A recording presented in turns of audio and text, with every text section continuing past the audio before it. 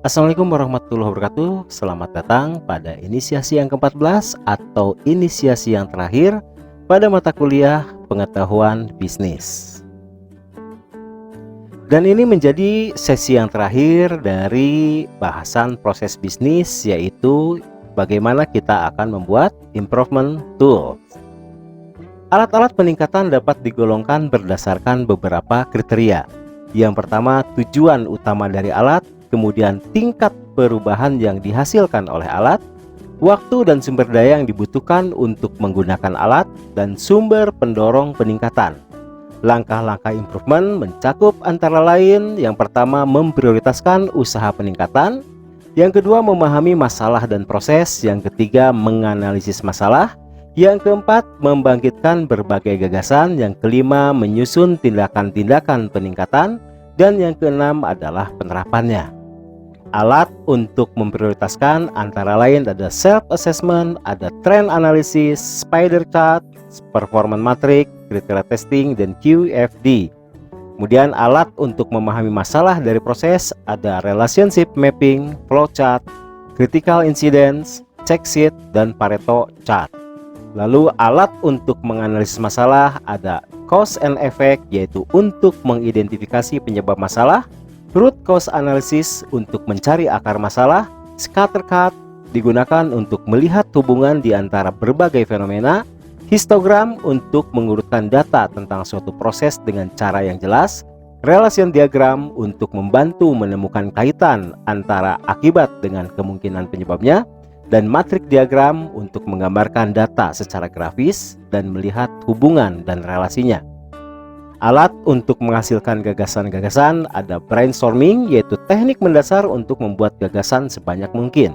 Kemudian ada brainwriting, yaitu versi tertulis dari brainstorming, dan nominal group teknik, yaitu cara yang lebih formal untuk menghasilkan gagasan-gagasan, dan juga affinity chart, yaitu mengorganisir pemikiran-pemikiran dan gagasan-gagasan.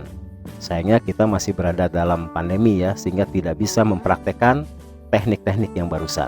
Tapi insya Allah lain waktu kita akan bahas ini, kita akan coba praktekkan ini.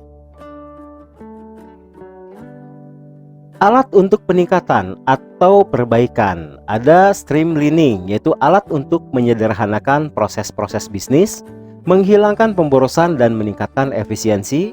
Kemudian idealizing, yaitu alat untuk menemukan proses-proses ideal dengan mengabaikan keterbatasan praktis.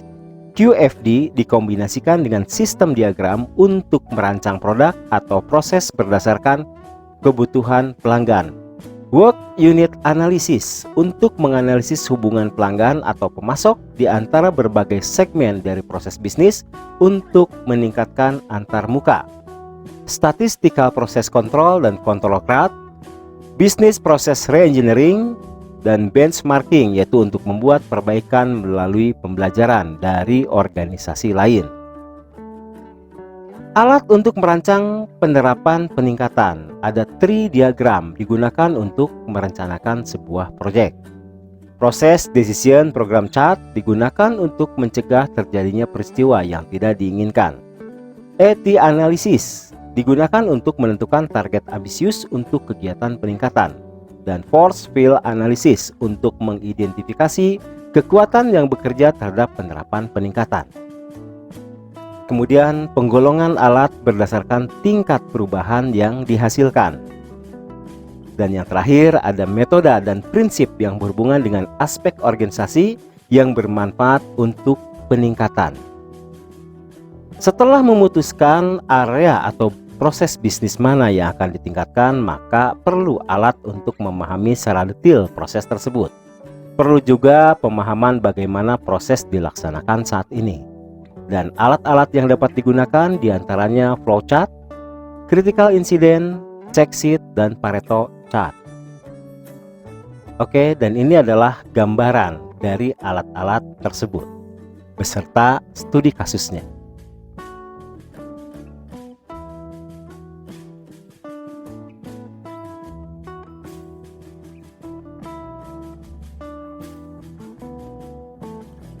Teman-teman, materi ini adalah akhir dari rangkaian inisiasi perkuliahan e-learning mata kuliah pengetahuan bisnis. Banyak keterbatasan dalam penyampaian materi dan kegiatan proses perkuliahan. Namun dalam masa pandemi COVID-19 ini, perkuliahan online melalui e-learning STIMIK Sumedang adalah suatu keniscayaan. Dan kita harus menjalaninya dengan lapang dada, disertai semangat untuk memperoleh ilmu dan pengetahuan. Terima kasih atas perhatian, ketekunan, aktivitas dalam forum diskusi, ketepatan waktu dalam pengiriman tugas dan UTS, dan selamat mengerjakan ujian akhir semester. Mohon maaf atas segala kekurangan. Semoga kita selalu dipertemukan dalam kondisi yang lebih baik. Tetap semangat, semoga sehat selalu dan sukses untuk Anda semua. Wassalamualaikum warahmatullahi wabarakatuh.